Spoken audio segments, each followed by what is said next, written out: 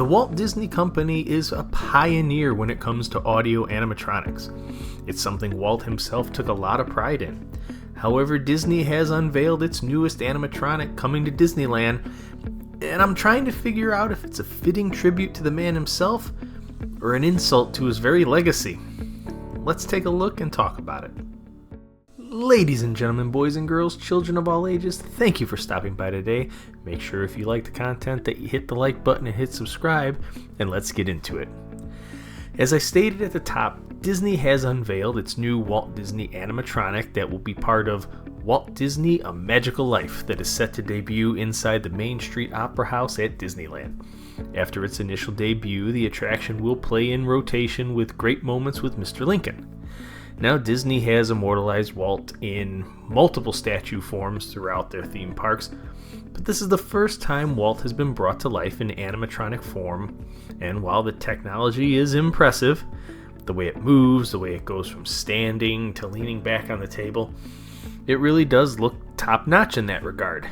But I can't help but point out one glaring issue. This animatronic looks absolutely nothing like Walt Disney.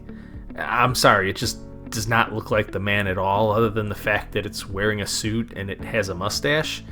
That does not look like Walt Disney. And this may or may not be the reason why his granddaughter fought real hard against the Disney company making an animatronic of her grandfather. Yikes.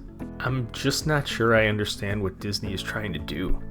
Over the last few years, it seems like they've actively been going out of their way to destroy all the things that Walt loved. And now it seems like it's their mission to kind of destroy the man himself. I mean, the statue of him at Epcot is just kind of weird, and it's in a spot that just has these weird lights shining up from underneath it, and it's kind of creepy looking, especially at night. And now I feel like the animatronic comes across as like a cheap marketing ploy.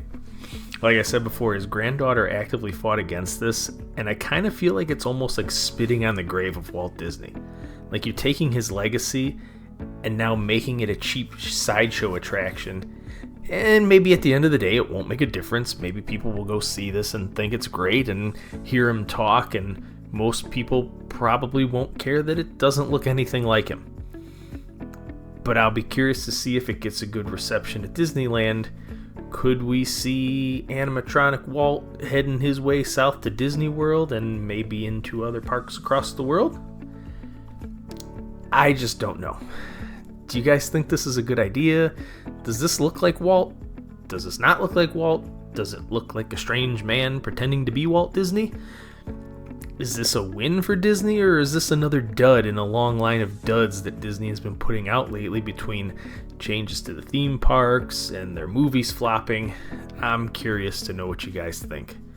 Leave me a message down in the comments so we can talk about it. Thanks again for stopping by, and I'll talk to you guys later. Bye-bye.